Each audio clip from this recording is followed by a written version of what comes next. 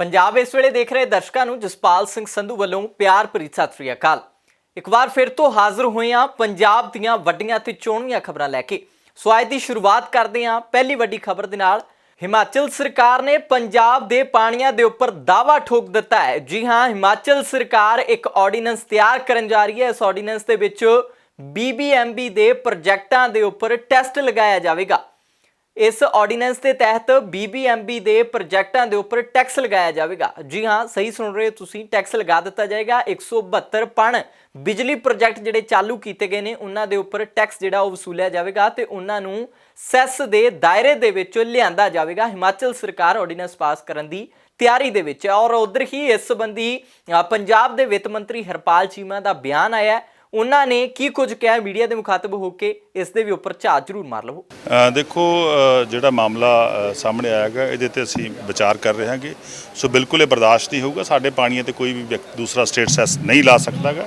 सो पर एक ते विचार करने तो बाद जिहड़ा हैगा ਤੁਹਾਨੂੰ ਜਾਣਕਾਰੀ ਦੇਵਾਂਗੇ। ਕੇਂਦਰ ਸਰਕਾਰ ਨੇ ਪੀਐਮ ਦੀ ਸੁਰੱਖਿਆ ਦੇ ਵਿੱਚ ਕੁਤਾਹੀ ਮਾਮਲੇ ਦੇ ਵਿੱਚ ਰਿਪੋਰਟ ਜਿਹੜੀ ਹੈ ਉਹ ਮੰਗੀ ਹੈ। ਤਾਂ ਪੰਜਾਬ ਸਰਕਾਰ ਨੂੰ ਇਹ ਕਿਹਾ ਗਿਆ ਸੀ ਕਿ ਇਸ ਮਾਮਲੇ ਦੇ ਵਿੱਚ ਰਿਪੋਰਟ ਜਿਹੜੀ ਉਹ ਪੇਸ਼ ਕੀਤੀ ਜਾਵੇ। ਦੱਸ ਦੇਣਾ ਚਾਹਾਂਗਾ ਫਿਰੋਜ਼ਪੁਰ ਦੇ ਵਿੱਚ ਰੈਲੀ ਹੁੰਦੀ ਹੈ 5 ਜਨਵਰੀ 2022 ਨੂੰ ਇਹ ਰੈਲੀ ਹੁੰਦੀ ਹੈ। ਤਾਂ ਉਸ ਦਰਮਿਆਨ ਇਹ ਸੁਰੱਖਿਆ ਦੇ ਵਿੱਚ ਕੁਤਾਹੀ ਵਰਤੀ ਜਾਂਦੀ ਹੈ। 20 ਮਿੰਟ ਤੱਕ ਫਲਾਈਓਵਰ ਤੇ ਪ੍ਰਧਾਨ ਮੰਤਰੀ ਨੂੰ ਖੜਨਾ ਪੈਂਦਾ ਹੈ, ਜਿਸ ਦੇ ਵਿੱਚ ਸੁਪਰੀਮ ਕੋਰਟ ਨੇ ਇੱਕ 5 ਮੈਂਬਰੀ ਕਮੇਟੀ ਵੀ ਬਣਾਈ। ਉਸ ਦੇ ਵਿੱਚ 9 ਉੱਚ ਅਧਿਕਾਰੀਆਂ ਨੂੰ ਜ਼ਿੰਮੇਵਾਰ ਠਹਿਰਾਇਆ ਗਿਆ ਤੇ ਉਹਨਾਂ ਦੇ ਉੱਪਰ ਕਾਰਵਾਈ ਕਰਨ ਦੀ ਗੱਲ ਜਿਹੜੀ ਆ ਉਹ ਕਹੀ ਜਾ ਰਹੀ ਹੈ। ਔਰ ਪੰਜਾਬ ਦੇ ਮੁੱਖ ਮੰਤਰੀ ਭਗਵੰਤ ਮਾਨ ਦੇ ਆਦੇਸ਼ਾਂ ਦਾ ਜਿਹੜਾ ਵੇਟ ਕੀਤੀ ਜਾ ਰਹੀ ਹੈ ਕਿ ਕਦੋਂ ਉਹ ਆਦੇਸ਼ ਦੇਣਗੇ। ਪਰ ਇਸ ਸੰਬੰਧੀ ਪੰਜਾਬ ਦੇ ਚੀਫ ਸੈਕਟਰੀ VK ਜੰਜੂਆ ਦੇ ਵੱਲੋਂ ਵੀ ਕਹਿ ਦਿੱਤਾ ਗਿਆ ਕਿ ਜਲਦੀ ਤੋਂ ਜਲਦੀ ਰਿਪੋਰਟ ਜਿਹੜੀ ਹੈ ਕੇਂਦਰ ਨੂੰ ਪੇਸ਼ ਕਰ ਦਿੱਤੀ ਜਾਵੇਗੀ। ਔਰ ਵਿੱਤ ਮੰਤਰੀ ਦਾ ਇਸ ਦੇ ਉੱਪਰ ਵੀ ਬਿਆਨ ਜਿਹੜਾ ਉਹ ਸਾਹਮਣੇ ਆਇਆ। देखो जिहड़ी भी कार्रवाई आ जिहड़ा भी कोई दोषी आ उन्हां दे खिलाफ कार्रवाई होगी। प्रधान मंत्री की सिक्योरिटी जिहड़ी आ वो उस समय की सरकार ने यकीनी बनाउणी सीगी। उस समय की सरकार कांग्रेस पार्टी जिहड़ी आ बुरी तरह फेल होई हैगी। सो बिल्कुल जिहड़ा भी कोई दोषी है उन्हें बख्शिया नहीं जाऊगा। मध्य प्रदेश के भोपाल च दिल्ली के मुख मंत्री अरविंद केजरीवाल ते पंजाब के मुख मंत्री भगवंत मान की जोड़ी हिट हुंदी हुई दिखाई दे रही है। जनता नूं संबोधन करते हुए दिखाई दिते ने और विरोधी पार्टियां ते हासमई ढंग दे नाल तंज जिहड़े वो कसे गए ने। लोकां ने ताड़ियां दे नाल इस भाषण दे विच उन्हां दा स्वागत कीता है, उन्हां दे बोलां दा स्वागत कीता है। आखिर दे विच भगवंत मान हुणां ने की कुछ ऐसा कह दिता है भाषण दे विच कि लोग हस हस के लोटपोट हो गए ने। तुसीं भी सुनो। 1 साल पहले पंजाब के लोगों ने श्री अरविंद केजरीवाल जी की गारंटियों पर विश्वास किया और 117 में से 92 सीटें हमें दी और हम पर जिम्मेदारी हमारे कंधों पर दी कि बहुत हो गया, ये दोनों पार्टियां हमें 5-5 साल की बारियां बांधकर लूट रही हैं, हमारा इनसे पीछा छुड़वा दो, आप आगे आओ। 1 साल हुआ है अभी। 1 साल में हमने 26,797 सरकारी नौकरियां दे दी। मैं ये नियुक्ति पत्र देके आपके सामने खड़ा हूं। 1 साल में हमने 1 जुलाई से लेके मार्च में सरकार बनी, मई जून अप्रैल मई जून निकला, 1 जुलाई से लेके आज तक वो चलता रहेगा। हमने बिजली का बिल 0 करने का वादा किया था। आज पंजाब के 87% 87% घरों को बिजली का बिल 0 आता है जी। 1 साल में हमने शुगरफेड की तरफ से कई सालों से किसानों के गन्ने की पेमेंट नहीं हुई थी, 394 करोड़ हमने वापस कर दिया गन्ने के किसान को। 1 साल में हमने मूंगी की दाल तीसरी फसल के तौर पर भिजवाई और 7275 रुपया MSP उस पे दी। अगर किसी की मूंगी की दाल 6500 रुपए पर क्विंटल बिकी, हमने उसका डिफरेंस पे किया 775 के आपको MSP के बराबर की पेमेंट मिलेगी। हमने 500 मोहल्ला क्लिनिक खोल दिए, 150 के लगभग मोहल्ला क्लिनिक और तैयार हैं। उन 500 मोहल्ला क्लिनिक में अब तक 12 से 15 लाख के बीच लोग आकर वहां से दवाई लेकर ठीक हो चुके हैं। उनको सरकारी अस्पताल में धक्के खाने की जरूरत नहीं रही। सिर्फ 1 साल की प्राप्तियां गिनवा रहा हूं। 1 साल में हमने स्कूलों का कायापलट करना शुरू कर दिया। अब स्कूल ऑफ एमिनेंस बनेंगे, प्रिंसिपलों को सिंगापुर जाके ट्रेनिंग दे रहे हैं। 1 साल में हमने करप्शन के अगेंस्ट एक मुहिम चलाई। लोगों को एक फोन नंबर दिया कि आप अगर सरकारी दफ्तर में जाओगे, कोई बाबू पैसे मांगता है, मना मत करना, जेब में हाथ डालकर पैसे मत निकालना, फोन निकाल लेना, उसकी फोटो खींचकर हमको भेज देना, बाकी काम सरकार का है।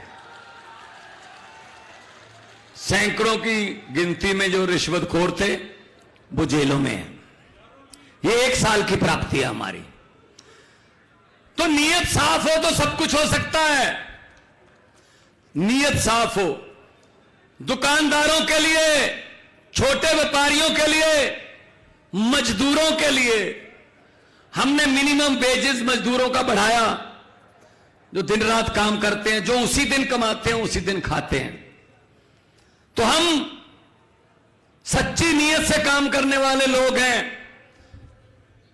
हम किसी पार्टी से निकाले हुए या किसी पार्टी को छोड़कर आए नहीं। अरविंद केजरीवाल जी ने एंटी करप्शन मूवमेंट से पार्टी निकाली, एंटी करप्शन मूवमेंट से, आंदोलन से निकली हुई पार्टी है। तो मैं फिर कहता हूं, नीयत का फर्क है बस। भगवान ने हमारे देश को बहुत कुछ दिया है। पहाड़ है हमारे पास, मारूथल रेगिस्तान है हमारे पास, कोयला है हमारे यहां धरती के नीचे, तेल हमें मिलता है धरती के नीचे से, हर किस्म का मौसम है, हर किस्म के फूल हैं, हर किस्म के दरख्त हैं, और लोग बहुत देशभक्त और मेहनती हैं। बस एक चीज की कमी रह गई, सच्ची नीयत वाले नेताओं की कमी रह गई। बस वो अगर पूरी हो जाए तो ये देश दुनिया का नंबर 1 देश बनेगा, पक्का बनेगा। ਗੱਲ ਜਿਮਨੀ ਚੋਣ ਦੀ ਕਰਦੇ ਹਾਂ ਤਾਂ ਜਲੰਧਰ ਜਿਮਨੀ ਚੋਣ ਦੇ ਵਾਸਤੇ ਕਾਂਗਰਸ ਨੇ ਆਪਣਾ ਕੈਂਡੀਡੇਟ ਐਲਾਨ ਕਰ ਦਿੱਤਾ ਹੈ। ਜੀ ਹਾਂ, ਸ਼੍ਰੀਮਤੀ ਕਮਲਜੀਤ ਕੌਰ ਚੌਧਰੀ ਨੂੰ ਟਿਕਟ ਦਿੱਤੀ ਗਈ ਹੈ, ਜੋ ਕਿ ਲੇਟ ਸੰਤੋਖ ਸਿੰਘ ਚੌਧਰੀ ਹੁਣਾਂ ਦੇ ਧਰਮ ਪਤਨੀ ਨੇ। ਭਾਰਤ ਜੋੜੋ ਯਾਤਰਾ ਦੇ ਦੌਰਾਨ ਸੰਤੋਖ ਚੌਧਰੀ ਹੁਣਾਂ ਦਾ ਦਿਲ ਦਾ ਦੌਰਾ ਪੈਣ ਦੇ ਨਾਲ ਦੇਹਾਂਤ ਹੋ ਜਾਂਦਾ ਹੈ ਤੇ ਹੁਣ ਉਹਨਾਂ ਦੀ ਧਰਮ ਪਤਨੀ ਨੂੰ ਜਲੰਧਰ ਜਿਮਨੀ ਚੋਣ ਦੇ ਵਾਸਤੇ ਟਿਕਟ ਦੇ ਦਿੱਤੀ ਗਈ ਹੈ। ਇਸ ਦੇ ਉੱਪਰ ਪ੍ਰੈਸ ਕਾਨਫਰੰਸ ਕੀਤੀ ਗਈ ਹੈ।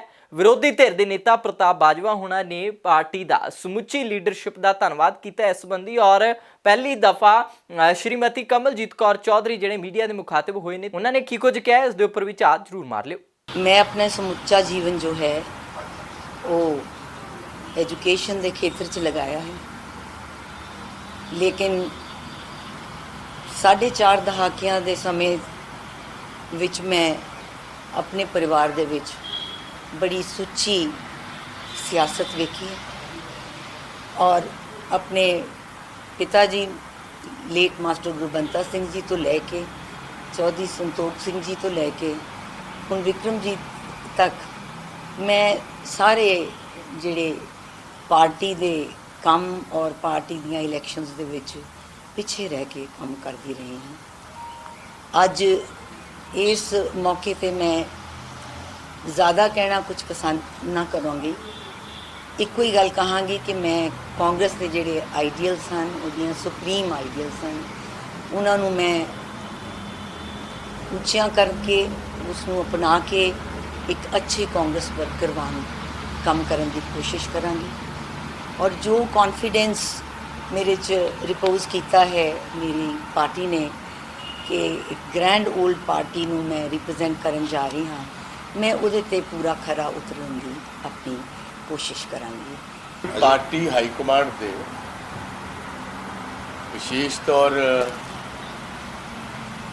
सोनिया गांधी जी दे, राहुल गांधी जी दे, खड़गे साहब दे, वेणुगोपाल जी दे ਸਾਰਿਆਂ ਦੇ ਬਹੁਤ ਮਸ਼ਹੂਰ ਆ ਕਿ ਸਾਡੇ ਸੁਰਗਵਾਸੀ ਸਾਥੀ ਲੇਟ ਚੌਧਰੀ ਸੰਤੋਖ ਸਿੰਘ ਜੀ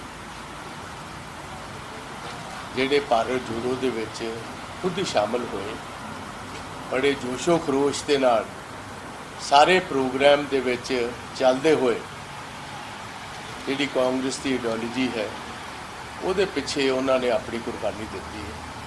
ਤਾਂ ਅਸੀਂ ਮਸ਼ਹੂਰ ਆ ਪਾਰਟੀ ਹਾਈ ਕਮਾਂਡ ਦੇ ਕਿ ਜਲੰਧਰ, ਵਿਸ਼ੇਸ਼ ਤੌਰ ਜਲੰਧਰ ਦੇ ਇਲੈਕਟਡ ਦੇ ਤੇ ਪੰਜਾਬ ਦੇ ਜਿੰਨੇ ਵੀ ਕਾਂਗਰਸ ਨਾਲ ਜੁੜੇ ਹੋਈ ਲੀਡਰਸ਼ਿਪ ਹੈ, ਵਰਕਰਸ ਨੇ, ਸਾਥੀ ਨੇ, ਉਹਨਾਂ ਦੇ ਸਾਰਿਆਂ ਦੇ ਸੈਂਟੀਮੈਂਟਸ ਇਹ ਸਨ ਕਿ ਸੱਚੀ ਸ਼ਰਧਾਂਜਲੀ ਚੌਧਰੀ ਸੰਤੋਖ ਸਿੰਘ ਜੀ ਨੂੰ ਹੋਏਗੀ ਜੇ ਸਾਡੀ ਭੈਣ, ਉਹਨਾਂ ਦੇ ਮਿਸਿਸ ਜਿਹੜੇ, ਉਹਨਾਂ ਨੂੰ ਅਸੀਂ ਕਾਂਗਰਸ ਦੀ ਟਿਕਟ ਦੇ ਵਿੱਚ ਨਵਾਜ਼ ਕੇ ਆਉਂਦੇ ਟਾਈਮ ਦੇ ਵਿੱਚ ਲੋਕਾਂ ਦਾ ਕੌਨਫੀਡੈਂਸ ਲੈ ਪਾਈਏ। ਕੱਲ੍ਹ ਸ਼ਾਮ ਉਹ ਸੈਂਟੀਮੈਂਟ ਨੂੰ ਮੱਦੇਨਜ਼ਰ ਰੱਖਦੇ ਹੋਏ ਉਹਨਾਂ ਨੇ ਸਾਡੀ ਭੈਣ ਨੂੰ ਟਿਕਟ ਨਾਲ ਨਵਾਜਿਆ। ਅਸੀਂ ਅੱਜ ਆਪਣੀ ਕਾਂਗਰਸ ਲੀਡਰਸ਼ਿਪ ਦਾ ਸ਼ੁਕਰੀਆ ਅਦਾ ਕਰਨ ਵਾਸਤੇ ਜਾ ਵੀ ਰਹੇ ਹਾਂ, ਮਿਲ ਵੀ ਰਹੇ ਹਾਂ ਤੇ ਨਾਲ ਨਾਲ ਸਮੁੱਚੀ ਕਾਂਗਰਸ ਦੀ ਲੀਡਰਸ਼ਿਪ ਨੂੰ ਤੇ ਸਾਰੇ ਪਾਰਟੀ ਦੇ ਕਾਡਰ ਨੂੰ, ਮੈਂ ਸਾਰੀ ਪੰਜਾਬ ਦੀ ਕਾਂਗਰਸ ਦੀ ਲੀਡਰਸ਼ਿਪ, ਰਾਜਾ ਵੜਿੰਗ ਜੀ ਸਾਡੇ ਪ੍ਰਦੇਸ਼ ਕਾਂਗਰਸ ਦੇ ਪ੍ਰੈਜ਼ੀਡੈਂਟ, ਆਪਣੇ ਵੱਲੋਂ SCLP ਲੀਡਰ, ਸਾਡੀ ਮੇਨ ਆਰਗੇਨਾਈਜੇਸ਼ਨ, ਸਾਰੇ ਸਾਡੇ ਜਿਹੜੇ ਫਰੰਟਲ ਆਰਗੇਨਾਈਜੇਸ਼ਨਸ ਨੇ ਜਿਸ ਦੇ ਵਿੱਚ ਯੂਥ ਕਾਂਗਰਸ ਹੈ, ਮਹਿਲਾ ਕਾਂਗਰਸ ਹੈ, NSUI ਹੈ, ਸੇਵਾ ਦਲ ਹੈ, ਸਾਡੇ ਜਿੰਨੇ ਵੀ ਸਹਿਯੋਗੀ ਹੋਰ ਸਾਡੀਆਂ ਆਰਗੇਨਾਈਜੇਸ਼ਨਸ ਹੈ ਨੇ, ਉਹਨਾਂ ਸਾਰਿਆਂ ਨੂੰ ਗੁਜ਼ਾਰਿਸ਼ ਕਰੂੰਗਾ ਕਿ ਬਹੁਤ ਵੱਡਾ ਸਾਡਾ ਟੈਸਟ ਹੁਣ ਜਲੰਧਰ ਦੀ ਪਾਰਲੀਮੈਂਟ ਸੀਟ 'ਚ ਆਉਣਾ। ਸਾਨੂੰ ਪੂਰਨ ਆਸ ਹੈ, ਟ੍ਰੈਡੀਸ਼ਨਲੀ ਹਮੇਸ਼ਾ ਕਾਂਗਰਸ ਦਾ ਗੜ੍ਹ ਮੰਨਿਆ ਗਿਆ, ਅੱਜ ਵੀ ਮੈਜੋਰਟੀ MLAs ਅੱਜ ਦੇ ਟਾਈਮ ਦੇ ਵਿੱਚ ਵੀ ਇਸੇ ਬੈਲਟ ਵਿੱਚੋਂ ਜਿੱਤ ਕੇ ਆਏ ਨੇ। 9 ਦੇ ਵਿੱਚੋਂ 9 ਅਸੈਂਬਲੀ ਹਲਕਿਆਂ 'ਚੋਂ 5 ਦੇ ਵਿੱਚ ਸਾਡੇ ਸਿਟਿੰਗ MLAs ਨੇ ਤੇ ਮੈਨੂੰ ਆਸ ਹੈ ਕਿ 1 ਸਾਲ ਦੀ ਇਸ ਗਵਰਨਮੈਂਟ ਨੇ ਜੋ ਪੰਜਾਬ ਦੇ ਲੋਕਾਂ ਨਾਲ ਵਾਅਦੇ ਕੀਤੇ ਸੀ, ਹਰ ਫਰੰਟ ਤੇ ਇਹ ਸਰਕਾਰ ਫੇਲ ਹੋਈ ਹੈ ਆਪ ਦੀ। ਸਾਡੀ ਅਪੀਲ ਹੋਏਗੀ ਸਮੁੱਚੇ ਜਲੰਧਰ ਦੇ ਵੋਟਰਸ ਨੂੰ ਤੇ ਹਰ ਵਰਗ ਨੂੰ, ਭਾਵੇਂ ਉਹ ਇੰਡਸਟਰੀ ਨਾਲ ਜੁੜੇ ਨੇ, ਭਾਵੇਂ ਉਹ ਵਪਾਰੀ ਸਾਡੇ ਭਰਾ ਨੇ, ਭਾਵੇਂ ਸਾਡੇ ਕਿਸਾਨ ਵੀਰ ਨੇ, ਭਾਵੇਂ ਸਾਡੇ ਖੇਤ ਮਜ਼ਦੂਰ ਨੇ, ਭਾਵੇਂ ਫੈਕਟਰੀਆਂ ਦੀ ਲੇਬਰ ਹੈ, ਉਹਨਾਂ ਸਾਰਿਆਂ ਨੂੰ ਸਾਡੀ ਗੁਜ਼ਾਰਿਸ਼ ਹੈ, ਜਾਂ ਸਟੂਡੈਂਟਸ ਹੈ, ਕਿ ਆਹ ਇੱਕ ਬਹੁਤ ਅਹਿਮ ਫਤਵਾ ਹੋਏਗਾ। ਇਹਦੇ ਵਿੱਚ ਤੁਸੀਂ ਇੰਡੀਅਨ ਨੈਸ਼ਨਲ ਕਾਂਗਰਸ ਦੇ ਆਸ਼ੀਰਵਾਦ ਭਰਿਆ ਹੱਥ ਰੱਖੋ, ਸਾਡੀ ਭੈਣ ਨੂੰ ਇਸ ਸੀਟ ਤੋਂ ਕਾਮਯਾਬ ਕਰੋ ਤੇ ਪੰਜਾਬ ਦੇ ਵਿੱਚ ਅਸੀਂ ਇੱਕ ਵਾਰ ਫੇਰ ਪੰਜਾਬ ਨੂੰ ਸੁਰੱਖਿਅਤ ਕਰਨ ਵਾਸਤੇ, ਪੰਜਾਬ ਨੂੰ ਫੇਰ ਚੰਗੀਆਂ ਲੀਹਾਂ ਤੇ ਲਿਆਉਣ ਵਾਸਤੇ ਅਸੀਂ ਸਾਰੇ ਇਕੱਠੇ ਹੋ ਕੇ ਇੱਕ ਮੈਸੇਜ ਦੇ ਸਕੀਏ। ਆਪ ਦੇ ਸਪੋਕਸਪਰਸਨ ਮਾਲਵਿੰਦਰ ਕੰਗ ਦੇ ਵੱਲੋਂ ਚੰਡੀਗੜ੍ਹ ਕਾਰਪੋਰੇਸ਼ਨ ਤੇ ਘੁਟਾਲੇ ਦੇ ਇਲਜ਼ਾਮ ਲਗਾਏ ਨੇ। ਦੱਸਿਆ ਗਿਆ ਕਿ ਕਾਰਪੋਰੇਸ਼ਨ ਨੇ ਪਾਰਕਿੰਗ ਦਾ, ਚੰਡੀਗੜ੍ਹ ਪਾਰਕਿੰਗ ਦਾ ਜਿਹੜੀ ਫਰਮ ਨੂੰ ਠੇਕਾ ਦਿੱਤਾ ਗਿਆ ਉਹ ਪਹਿਲਾਂ ਹੀ ਕਰੋੜਾਂ ਦੇ ਘਪਲੇ ਦੇ ਵਿੱਚ ਡਿਫਾਲਟਰ ਪਾਈ ਗਈ ਹੈ ਤੇ ਉਹਨਾਂ ਨੂੰ ਹੀ ਪਾਰਕਿੰਗ ਦਾ ਠੇਕਾ ਜਿਹੜਾ ਉਹ ਦਿੱਤਾ ਗਿਆ। ਇਸ ਸੰਬੰਧੀ ਕੁਝ ਫੈਕਟ ਤੇ ਫਿਗਰ ਵੀ ਮੀਡੀਆ ਦੇ ਮੁਖਾਤਬ ਹੋ ਕੇ ਉਹਨਾਂ ਨੇ ਸਾਹਮਣੇ ਰੱਖੇ ਨੇ। ਚੰਡੀਗੜ੍ਹ ਦੇ ਵਿੱਚ ਪ੍ਰੈਸ ਕਾਨਫਰੰਸ ਕੀਤੀ ਹੈ, ਆਓ ਸੁਣਦੇ ਹਾਂ ਕੀ ਕੁਝ ਕਿਹਾ।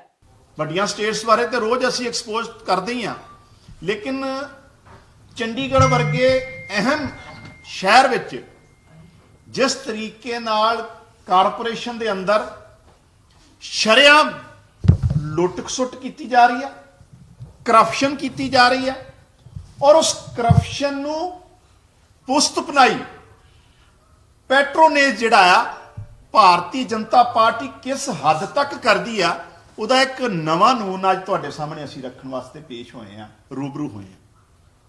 ਚੰਡੀਗੜ੍ਹ ਕਾਰਪੋਰੇਸ਼ਨ 'ਚ ਆਪਾਂ ਸਾਰੇ ਜਾਣਦੇ ਆ, ਲਗਾਤਾਰ ਕਈ ਸਾਲਾਂ ਤੋਂ ਭਾਰਤੀ ਜਨਤਾ ਪਾਰਟੀ ਕਾਂਗਰਸ ਦੀ ਸਪੋਰਟ ਨਾਲ ਸੱਤਾ ਤੇ ਕਾਬਿਜ਼ ਹੈ, ਲੇਕਿਨ ਚੰਡੀਗੜ੍ਹ ਦੀਆਂ ਪਾਰਕਿੰਗਸ ਨੂੰ ਲੈ ਕੇ, ਪਾਰਕਿੰਗ ਦੇ ਠੇਕਿਆਂ ਨੂੰ ਲੈ ਕੇ ਜਿਹੜਾ ਇੱਕ ਪ੍ਰੋਸੀਜਰ ਹੈ, ਉਹਦੇ ਚ 2020 ਤੋਂ ਪਹਿਲਾਂ ਵੀ ਜਿਹੜੀ ਕੰਪਨੀ ਕੋ ਠੇਕਾ ਸੀ ਉਹ 4 ਕਰੋੜ ਦਾ ਫਰਾਡ ਕਰਕੇ ਭੱਜ ਗਈ। ਅੱਜ ਤੱਕ ਕੋਈ ਇਨਕੁਆਰੀ ਨਹੀਂ, ਕਿਸੇ ਤਰ੍ਹਾਂ ਦੀ ਕੋਈ ਕਾਰਵਾਈ ਨਹੀਂ। ਔਰ 2020 ਤੋਂ ਬਾਅਦ ਜਿਹੜੀ ਕੰਪਨੀ ਨੂੰ ਚੰਡੀਗੜ੍ਹ ਦੇ ਕਾਰਪੋਰੇਸ਼ਨ ਦੇ ਅੰਡਰ ਆਉਂਦੀਆਂ ਪਾਰਕਿੰਗ ਦਾ ਠੇਕਾ ਦਿੱਤਾ ਗਿਆ ਸੀ, ਉਹ 7 ਕਰੋੜ ਰੁਪਏ ਦੀ ਡਿਫਾਲਟਰ ਹੈ। 1.5 ਕਰੋੜ ਰੁਪਏ ਦੀ ਜਿਹੜੀ ਉਹਨਾਂ ਨੇ ਬੈਂਕ ਗਰੰਟੀ ਦਿੱਤੀ ਸੀ, ਔਰ ਚ ਵੀ ਫਰਾਡ ਸਾਬਿਤ ਹੋ ਗਿਆ। ਉਸ ਤੋਂ ਬਾਵਜੂਦ ਵੀ ਭਾਰਤੀ ਜਨਤਾ ਪਾਰਟੀ ਦੀ ਲੀਡਰਸ਼ਿਪ, ਭਾਰਤੀ ਜਨਤਾ ਪਾਰਟੀ ਦਾ ਮੇਅਰ ਔਰ ਇਸ ਮੇਅਰ ਨੂੰ ਚਲਾਉਣ ਵਾਲੇ ਜਿਹੜੇ ਵੱਡੀ ਲੀਡਰਸ਼ਿਪ ਹੈ, ਉਹ ਕਿਸ ਹੱਦ ਤੱਕ ਇਸ ਹਿੱਸੇਦਾਰੀ ਚ, ਕਰਪਸ਼ਨ ਚ ਮਸ਼ਗੂਲ ਹੈ, ਉਹਦਾ ਇੱਕ ਵੱਡਾ ਨਮੂਨਾ। ਔਰ ਜਦੋਂ ਫਰਵਰੀ ਚ 7 ਕਰੋੜ ਦੇ ਫਰਾਡ ਕਰਨ ਤੋਂ ਬਾਅਦ 1.5 ਕਰੋੜ ਰੁਪਏ ਦੀ ਬੈਂਕ ਗਰੰਟੀ ਚ ਫਰਾਡ ਸਾਬਿਤ ਹੋਣ ਦੇ ਬਾਵਜੂਦ ਐਕਸਟੈਂਸ਼ਨ ਦਾ ਮਤਾ ਭਾਰਤੀ ਜਨਤਾ ਪਾਰਟੀ ਕਾਰਪੋਰੇਸ਼ਨ ਚ ਲੈ ਕੇ ਆਉਂਦੀ ਹੈ ਤੇ ਆਮ ਆਦਮੀ ਪਾਰਟੀ ਡਟ ਕੇ ਉਹਦਾ ਵਿਰੋਧ ਕਰਦੀ ਹੈ।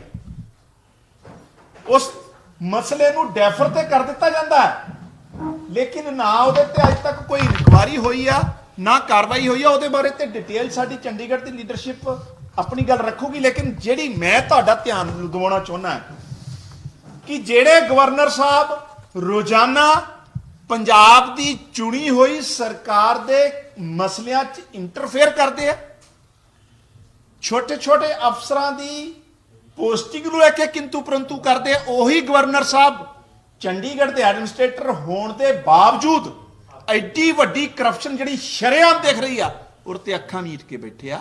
ਇਸ ਤੋਂ ਪਤਾ ਲੱਗਦਾ ਹੈ ਕਿ ਭਾਰਤੀ ਜਨਤਾ ਪਾਰਟੀ ਵੱਲੋਂ ਲਾਏ ਗਏ ਗਵਰਨਰ ਕਿਸ ਤਰੀਕੇ ਨਾਲ ਇਹਨਾਂ ਦੇ ਕਠਪੁਤਲੀ ਆ, ਔਰ ਕਿਸ ਤਰੀਕੇ ਨਾਲ ਭਾਰਤੀ ਜਨਤਾ ਪਾਰਟੀ ਦੀ ਲੀਡਰਸ਼ਿਪ ਦੇਸ਼ ਭਰ 'ਚ ਲੁੱਟ-ਖਸੁੱਟ ਦੀ ਹਿੱਸੇਦਾਰ ਬਣੀ ਹੋਈ। ਗੱਲ ਅੰਮ੍ਰਿਤਪਾਲ ਦੀ ਕਰਦੇ ਹਾਂ ਤਾਂ ਅੰਮ੍ਰਿਤਪਾਲ ਦੇ ਉੱਪਰ ਕੌਮੀ ਇਨਸਾਫ ਮੋਰਚੇ ਦੇ ਆਗੂ ਬਲਵਿੰਦਰ ਸਿੰਘ ਦੇ ਵੱਲੋਂ ਇੱਕ ਬਿਆਨ ਦਿੱਤਾ ਜਾਂਦਾ ਹੈ ਕਿ ਉਹਨਾਂ ਨੂੰ ਅਜਨਾਲੇ ਵਾਲੀ ਘਟਨਾ ਦੇ ਵਿੱਚ ਸਾਹਿਬ ਸ੍ਰੀ ਗੁਰੂ ਗ੍ਰੰਥ ਸਾਹਿਬ ਜੀ ਦਾ ਸਰੂਪ ਲੈ ਕੇ ਨਹੀਂ ਜਾਣਾ ਚਾਹੀਦਾ ਸੀਗਾ। ਇਹ ਉਹਨਾਂ ਦੇ ਕੋਲੋਂ ਗਲਤੀ ਹੋਈ ਹੈ ਤੇ ਇਹ ਨਿੱਜੀ ਲੜਾਈ ਦੇ ਵਾਸਤੇ ਗੁਰੂ ਸਾਹਿਬ ਦੇ ਸਰੂਪ ਨੂੰ ਢਾਲ ਬਣਾ ਕੇ ਵਰਤਿਆ ਗਿਆ। ਪਰ ਉਧਰੋਂ ਇਸ ਬਿਆਨ ਦੇ ਉੱਪਰ ਕੌਮੀ ਇਨਸਾਫ ਮੋਰਚੇ ਨੇ ਕਿਨਾਰਾ ਕਰ ਦਿੱਤਾ ਹੈ। ਤਾਲਮੇਲ ਕਮੇਟੀ ਨੇ ਕਿਹਾ ਕਿ ਉਹਨਾਂ ਨੂੰ ਇਸ ਬਿਆਨ ਤੇ ਮਾਫੀ ਮੰਗਣੀ ਚਾਹੀਦੀ ਹੈ, ਜੇਕਰ ਉਹ ਨਹੀਂ ਮੰਗਦੇ ਤੇ ਉਹਨਾਂ ਨੂੰ ਅਹੁਦੇ ਤੋਂ ਹਟਾ ਵੀ ਦਿੱਤਾ ਜਾਏਗਾ, ਯਾਨੀ ਕਿ ਪਾਰਟੀ ਦੇ ਵਿੱਚੋਂ ਕੱਢ ਦਿੱਤਾ ਜਾਏਗਾ। ਔਰ ਅੱਜ ਪ੍ਰੈਸ ਕਾਨਫਰੰਸ ਵੀ ਕੀਤੀ ਗਈ ਹੈ, ਜਵਾਬ ਵੀ ਕੌਮੀ ਇਨਸਾਫ ਮੋਰਚੇ ਦੇ ਵੱਲੋਂ ਦਿੱਤਾ ਗਿਆ। ਕੀ ਕੁਝ ਕਹਿਣਾ ਹੈ ਉਹਨਾਂ ਦਾ, ਇਹ ਵੀ ਸੁਣ ਲਓ। ਦੇਖੋ, ਇਹ ਗੱਲ ਜਿਹੜੀ ਮਤਭੇਦ ਦੀ ਗੱਲ ਨਹੀਂ ਆ। ਉਹਨਾਂ ਨੂੰ ਇੱਕ ਨਿੱਜੀ ਚੈਨਲ ਨੇ ਇੰਟਰਵਿਊ ਕੀਤਾ, ਉਹਦੇ 'ਚ ਇੱਕ ਵਨ ਆਫ ਦੀ ਸਵਾਲ ਸੀ, ਪਰ ਜੇ ਆਪਾਂ ਉਹਦਾ ਪੂਰਾ ਸੰਦਰਭ ਦੇਖੀਏ, ਉਹਨਾਂ ਨੇ ਵੈਲਕਮ ਕੀਤਾ ਕਿ ਅੰਮ੍ਰਿਤਪਾਲ ਜੀ ਆਏ ਇੱਥੇ, ਉਹਨਾਂ ਦਾ ਵੈਲਕਮ ਕੀਤਾ ਔਰ ਅੱਗੇ ਤੋਂ ਵੀ ਆਉਣਾ ਚਾਹੀਦਾ। ਇੱਕ ਪੁਆਇੰਟ ਤੇ ਜਿਹੜਾ ਉਹਨਾਂ ਨੇ ਆਪਣੀ ਨਿੱਜੀ ਰਾਏ ਦੇ ਦਿੱਤੀ। ਮੈਂ ਬੇਨਤੀ ਕਰਨਾ ਕਿ ਕੌਮੀ ਇਨਸਾਫ ਮੋਰਚਾ ਦਾ ਜਿਹੜਾ ਬਿਆਨ ਹੋਏਗਾ ਨਾ, ਅਸੀਂ ਜਦੋਂ ਵੀ ਕੋਈ ਵੱਡਾ ਐਲਾਨ ਕਰਦੇ ਹਾਂ ਜਾਂ ਕੋਈ ਆਪਣੀ ਓਪੀਨੀਅਨ ਦਿੰਦੇ ਹਾਂ ਮੋਰਚੇ ਵੱਲੋਂ, ਅਸੀਂ ਪ੍ਰੈਸ ਨੂੰ ਕਾਲ ਕਰਦੇ ਹਾਂ ਬੜੀ ਰਿਸਪੈਕਟਫੁਲੀ। ਔਰ 5-6 ਆਦਮੀ ਜਿਹੜੇ ਸਾਡੇ ਇਸ ਕਮੇਟੀ ਦੇ ਸੰਚਾਲਕ ਨੇ, ਅਸੀਂ ਬੈਠ ਕੇ ਜੁਆਇੰਟ ਮੈਸੇਜ ਦਿੰਦੇ ਹਾਂ। ਜੇ ਪਰਸਨਲੀ ਮੇਰਾ ਕੋਈ ਨਿੱਜੀ ਸਵਾਲ ਹੋਏਗਾ ਤਾਂ ਉਹਨੂੰ ਮੋਰਚੇ ਨਾਲ ਨਾ ਜੋੜੇ ਜਾਵੇ। ਔਰ ਦੂਸਰਾ, ਉਹਨਾਂ ਨੇ ਬੜੇ ਆਪਣੇ ਓਪਨਲੀ ਕਿਹਾ ਕਿ ਮੇਰਾ ਕੋਈ ਜੇ ਨਿੱਜੀ ਆ, ਜੇ ਕੋਈ ਗਲਤੀ ਆ ਤੇ ਸ਼ਾਇਦ ਉਹ ਆਪ ਉਹਨੂੰ ਜਿਹੜਾ ਵਾ ਉਹਨੂੰ ਕਰ ਲੈਣਗੇ, ਨਲੀਫਾਈ ਕਰ ਲੈਣਗੇ। ਇਹਨੂੰ ਮੋਰਚੇ ਦੇ ਨਾਲ ਨਾ ਜੋੜਿਆ ਜਾਵੇ। ਦੇਖੋ, ਇਹ ਕੁਝ ਮੈਂਬਰਸ ਜਿਹੜੇ ਨੇ ਸਾਡੇ ਸੀਨੀਅਰ ਮੈਂਬਰਸ ਨੇ, ਉਹ ਕਿਤੇ ਅਵੇਲੇਬਲ ਨਹੀਂ ਹੈਗੇ। ਅਸੀਂ ਸ਼ਾਮ ਤੱਕ ਇਹਨੂੰ ਜਿਹੜਾ ਸੌਟ ਆਊਟ ਕਰਕੇ ਉਹ ਜੋ ਵੀ ਹੋਏਗਾ, ਅਸੀਂ ਜਿਹੜਾ ਇਹ ਸਾਡਾ ਇੰਟਰਨਲ ਮੈਟਰ ਹੋਏਗਾ, ਇਹਨੂੰ ਅਸੀਂ ਕਰਾਂਗੇ ਜੀ, ਜ਼ਰੂਰ ਸੌਟ ਆਊਟ ਕਰਾਂਗੇ ਕਿ ਅੱਗੇ ਤੋਂ ਇਦਾਂ ਦੀ ਕੋਈ ਗੱਲ ਨਾ ਆਵੇ। ਗੱਲ ਲਾਅ ਐਂਡ ਆਰਡਰ ਦੀ ਕਰਦੇ ਹਾਂ ਤਾਂ ਪੰਜਾਬ ਦੇ ਵਿੱਚ ਲਾਅ ਐਂਡ ਆਰਡਰ ਤੇ ਕਾਫੀ ਸਿਆਸਤ ਜਿਹੜੀ ਉਹ ਗਰਮਾਈ ਹੋਈ ਹੈ। ਬਾਰ-ਬਾਰ ਆਪ ਸਰਕਾਰ ਨੂੰ ਟਾਰਗੇਟ ਕੀਤਾ ਜਾ ਰਿਹਾ ਸੀ ਲਾਅ ਐਂਡ ਆਰਡਰ ਦੀ ਸਥਿਤੀ ਨੂੰ ਲੈ ਕੇ, ਪਰ ਇਸ ਦੇ ਉੱਪਰ ਹੁਣ ਆਈਜੀ ਸੁਖਚੈਨ ਸਿੰਘ ਗਿੱਲ ਹੁਣਾਂ ਨੇ ਇੱਕ ਕ੍ਰਾਈਮ ਰਿਪੋਰਟ ਪੇਸ਼ ਕੀਤੀ ਹੈ, ਜਿਸ ਦੇ ਵਿੱਚ ਅੰਕੜੇ ਵੀ ਦੱਸੇ ਗਏ ਨੇ ਕਿ ਕਿੰਨੇ ਕੇਸ ਜਿਹੜੇ ਹੁਣ ਸਾਹਮਣੇ ਆਏ ਨੇ, ਕਿੰਨਾ ਕ੍ਰਾਈਮ ਵਧਿਆ ਜਾਂ ਫਿਰ ਘਟਿਆ। ਉਹਨਾਂ ਦਾ ਕੀ ਕੁਝ ਕਹਿਣਾ, ਰਿਪੋਰਟ ਦੇ ਵਿੱਚ ਕੀ ਮੈਂਸ਼ਨ ਕੀਤਾ ਗਿਆ, ਇਹ ਸੁਣ ਲਓ। ਸਮੌਲ ਕੁਆਂਟੀਟੀ ਤੇ 1126 ਕੇਸਿਸ ਆ। FIR ਜਦੋਂ ਆਪਾਂ ਗੱਲ ਕਰਦੇ ਹਾਂ, ਸਭ ਤੋਂ ਵੱਧ FIR ਜਿਹੜੀਆਂ ਨੇ ਫਿਰੋਜ਼ਪੁਰ 'ਚ ਦਰਜ ਹੋਈਆਂ 633, 604 ਫਿਰੋਜ਼ਪੁਰ 'ਚ 633, 604 FIR ਕਮਿਸ਼ਨਰੇਟ ਅੰਮ੍ਰਿਤਸਰ 'ਚ ਦਰਜ ਹੋਈਆਂ, 513 FIR ਜਿਹੜੀਆਂ ਨੇ ਉਹ ਪਟਿਆਲਾ 'ਚ ਦਰਜ ਹੋਈਆਂ। ਕਮਰਸ਼ੀਅਲ ਕੁਆਂਟੀਟੀ ਦੀ ਗੱਲ ਕਰੀਏ ਤਾਂ ਸਭ ਤੋਂ ਵੱਧ ਕਮਰਸ਼ੀਅਲ ਕੁਆਂਟੀਟੀ ਦੀਆਂ FIR ਪਟਿਆਲੇ 'ਚ 85 ਦਰਜ ਹੋਈਆਂ, ਲੁਧਿਆਣਾ ਕਮਿਸ਼ਨਰੇਟ ਦੇ ਵਿੱਚ 57 ਤੇ STF ਜਿਹੜਾ ਪੁਲਿਸ ਸਟੇਸ਼ਨ ਹੈ SAS ਨਗਰ ਦੇ ਵਿੱਚ 57 FIR ਉੱਥੇ ਦਰਜ ਹੋਈਆਂ। ਮੀਡੀਅਮ ਕੁਆਂਟੀਟੀ ਦੀਆਂ ਸਭ ਤੋਂ ਵੱਧ ਫਿਰੋਜ਼ਪੁਰ 'ਚ 600, 519 ਕਮਿਸ਼ਨਰੇਟ ਅੰਮ੍ਰਿਤਸਰ ਦੇ ਵਿੱਚ ਤੇ 379 ਜਿਹੜੀਆਂ ਨੇ ਪਟਿਆਲੇ 'ਚ ਦਰਜ ਹੋਈਆਂ। ਇਸ ਸਮੇਂ ਦੇ ਦੌਰਾਨ ਹੈਰੋਇਨ ਦੀ ਬੜੀ ਭਾਰੀ ਮਾਤਰਾ ਦੇ ਵਿੱਚ ਰਿਕਵਰੀ ਹੋਈ ਹੈ, ਜਿਹੜੀ ਕਿ 760 ਕਿਲੋ ਹੈਰੋਇਨ ਦੀ ਰਿਕਵਰੀ ਹੋਈ 8 ਮਹੀਨੇ 'ਚ, ਜਿਹਦੇ ਚੋਂ 612 ਕਿਲੋ ਦੇ ਕਰੀਬ ਜਿਹੜੀ ਆ ਉਹ ਪੰਜਾਬ ਦੇ ਅੰਦਰੋਂ ਹੋਈ ਹੈ। 147.5 ਕਿਲੋ ਦੀ ਜਿਹੜੀ ਰਿਕਵਰੀ ਆ ਉਹ ਮਹਾਰਾਸ਼ਟਰ ਤੇ ਗੁਜਰਾਤ ਪੋਰਟਸ ਤੋਂ ਹੋਈ ਆ, ਜਿਹਦੇ ਵਿੱਚ ਪੰਜਾਬ ਪੁਲਿਸ ਦਾ ਪ੍ਰੋਐਕਟਿਵ ਰੋਲ ਸੀਗਾ। ਪੰਜਾਬ ਪੁਲਿਸ ਨੇ ਹੀ ਉਹ ਜਿਹੜੀ ਇਫੈਕਟਿਵ ਰਿਕਵਰੀ ਕਰਾਈ। OPM ਦੀ 464 ਕਿਲੋ ਦੀ ਰਿਕਵਰੀ ਹੋਈ ਹੈ। ਪੌਪੀ ਹਸਕ ਦੀ 269 ਕੁਇੰਟਲ ਦੀ ਰਿਕਵਰੀ ਹੈ ਇਸ ਪੀਰੀਅਡ ਦੀ। ਚਰਸ ਦੀ 39 ਕਿਲੋ ਦੀ ਰਿਕਵਰੀ ਹੈ। ਗਾਂਜਾ 586 ਕਿਲੋ ਦੀ ਰਿਕਵਰੀ ਹੈ। ਜਿਹੜੇ ਇੰਜੈਕਸ਼ਨ ਟੈਬਲੇਟਸ ਕੈਪਸੂਲਸ ਜਿਹੜੇ ਮੈਡੀਕਲ ਡਰੱਗਸ ਆ ਉਹ 53,73,000 ਔਰ 311 ਜਿਹੜੇ ਨੇ ਯੂਨਿਟਸ ਇਸ ਪੀਰੀਅਡ ਦੇ ਦੌਰਾਨ ਜਿਹੜੇ ਨੇ ਰਿਕਵਰੀ ਕੀਤੀ ਗਈ ਹੈ। ਡਰੱਗ ਮਨੀ ਬਹੁਤ ਭਾਰੀ ਮਾਤਰਾ ਦੇ ਵਿੱਚ 10 ਕਰੋੜ ਤੋਂ ਉੱਪਰ ਦੀ ਜਿਹੜੀ ਆ ਡਰੱਗ ਮਨੀ ਰਿਕਵਰ ਹੋਈ ਹੈ। 2136 ਵਹੀਕਲ ਜਿਹੜੇ ਨੇ ਕਨਫਿਸਕੇਟ ਕੀਤੇ ਗਏ ਆ ਜਿਹੜੇ ਡਰੱਗਸ ਦੇ ਕੇਸਿਸ 'ਚ ਇਨਵੋਲਵ ਸੀਗੇ। ਔਰ ਸਪੈਸ਼ਲ ਕੈਂਪੇਨ ਜਿਹੜੀ ਚਲਾਈ ਗਈ ਸੀ POs ਦੇ ਖਿਲਾਫ, ਉਹਦੇ 'ਚ ਹੁਣ ਤੱਕ 8 ਮਹੀਨੇ 'ਚ 749 ਜਿਹੜੇ POs ਆ NDPS ਐਕਟ ਦੇ ਉਹ POs ਅਰੈਸਟ ਕੀਤੇ ਗਏ ਆ। ਇਸ ਦੇ ਨਾਲ ਹੀ ਖਬਰਾਂ ਦਾ ਸਿਲਸਿਲਾ ਇੱਥੇ ਹੀ ਸਮਾਪਤ ਹੁੰਦਾ ਹੈ। ਅਗਲੀ ਵਾਰ ਵੀ ਤੁਹਾਡੇ ਨਾਲ ਮੁਖਾਤਬ ਹੋਵਾਂਗੇ। ਧੰਨਵਾਦ।